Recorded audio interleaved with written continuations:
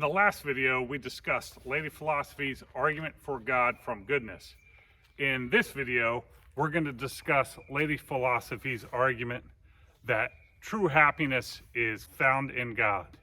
Like the argument for God from goodness, her argument that true happiness is found in God contains a main argument, which is composed of two premises and a conclusion.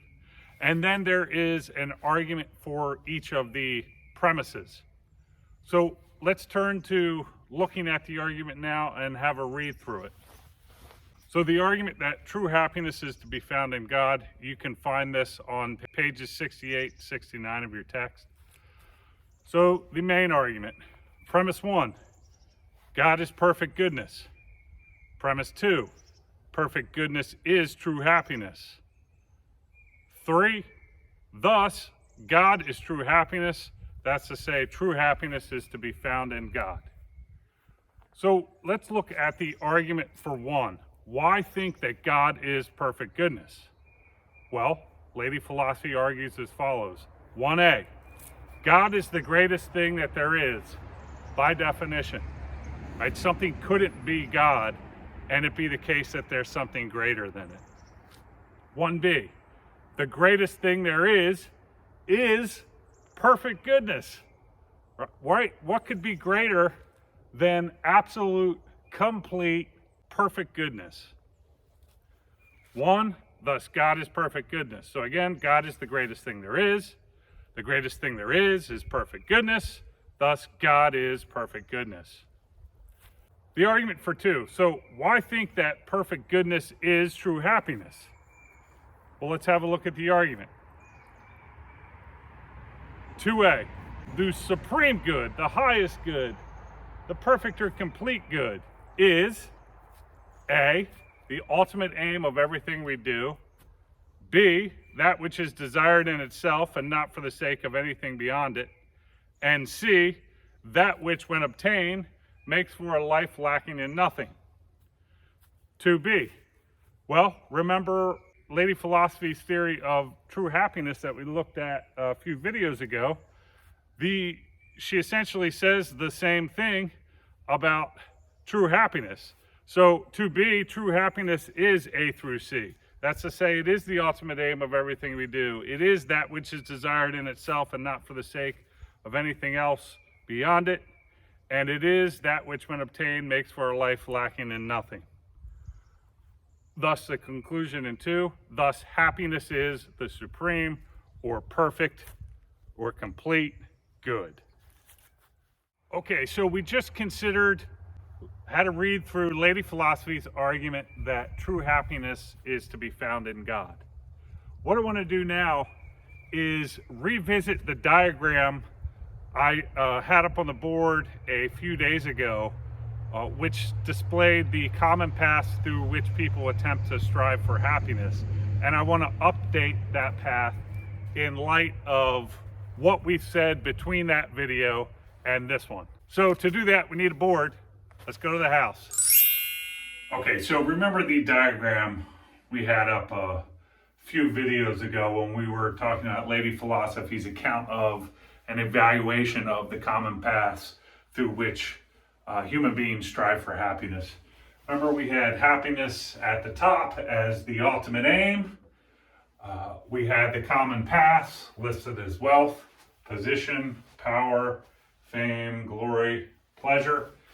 And we talked about the associated lives with each path, and we gave examples of careers someone might take up were they pursuing one of these paths, common paths. We also saw that Lady Philosophy thought each of these paths insufficient to lead to true happiness. Wherever it is that they led, it wasn't to happiness in a true sense, right? Pursuing wealth by itself isn't going to get you to happiness. Pursuing position by itself isn't going to get you to happiness. Power by itself isn't going to get you to happiness. Fame, glory by itself isn't going to get you to happiness. And pleasure by itself isn't going to get you to happiness. And remember, why each of these paths isn't going to take you to happiness is because none of them are complete goods in themselves. They're all lacking in some way. So we suggested at the end of that talk that many of you could guess Lady Philosophy, being who she is going to suggest that God or truth or goodness, or maybe all three at once, is the path to true happiness. And so in the last video, we looked at the argument for God from goodness. And in this video, we looked at her argument that true happiness is to be found in God. So what I want to do now is update the board in light of what we talked about in the past few videos between now and when we first considered the graph. So we saw that she took all these paths to happiness to be false. We saw the argument that God exists, and we saw that the argument that the true path to happiness is God.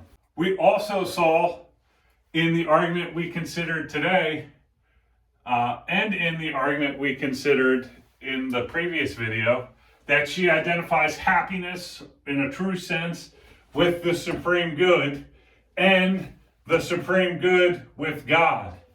Right? So you have these identities between true happiness, the supreme good, and God. And she says about the person who pursues happiness through God and actually comes to possess or obtain God, that they are a little divinity. They become a little divinity in themselves. Hence why I made the little sun rays around such a person. If you want to read more about her suggesting the person who possesses God is a little divinity, you could see page 124 in book 4. Now also, God, being the supreme good and true happiness, is going to have all goods to a maximal degree in himself. So in a certain sense, if you possess God, you have the supreme good and true happiness. You also have wealth in a true sense, position in a true sense, power in a true sense, fame and glory in a true sense, and pleasure in a true sense. Why? Because you are in possession of the supreme or greatest or perfect good. And remember, the supreme or perfect good is going to contain all goods in itself to a maximum degree, as is as well true happiness. Now, when we get to Anselm, you can, so there's the identities here, here, and here with all of these. And maybe perhaps mysteriously or mystically, when we get to Anselm and we discuss the argument for divine simplicity, we will see that at least Anselm, and maybe Lady Philosophy as well, would want to draw the identity sign between each of these. So in a certain sense, true wealth is true position, is true power, is true fame and glory, is true pleasure, and all of these are identical to God and the supreme good and true happiness. So in light of all we've discussed in the video thus far, I have some questions I want you to think about. The first is, what is it to find happiness to God? That's to say, what more explicitly is it to possess God or obtain God? How do we understand this? Either how do we understand this and what you could gain from Lady Philosophy says, or just thinking on your own, in your own mind, what do you think about what it might mean to possess or obtain God? Another question, which is related to the first, is what's the associated life with God as one's aim? Is this what we might call the religious life? Is it what we might call the philosophical life? And what would it consist in? If we're going to flesh that out a little bit further, how might one do it? What do you think about that? Another question is, what might be some problems for this view? What might be some problems for the view that God is the true path to happiness? Do any of the problems that arose for the other lives or goals or paths to happiness apply as well to this account of the true path to happiness? Notice it's not so simple to say, well, this account of the true path to happiness or the path to true happiness takes God to exist and God doesn't exist. So either that's not the true path to happiness, or it is, but then there's no hope of getting true happiness because the only way through which we could attain it is non-existent, right?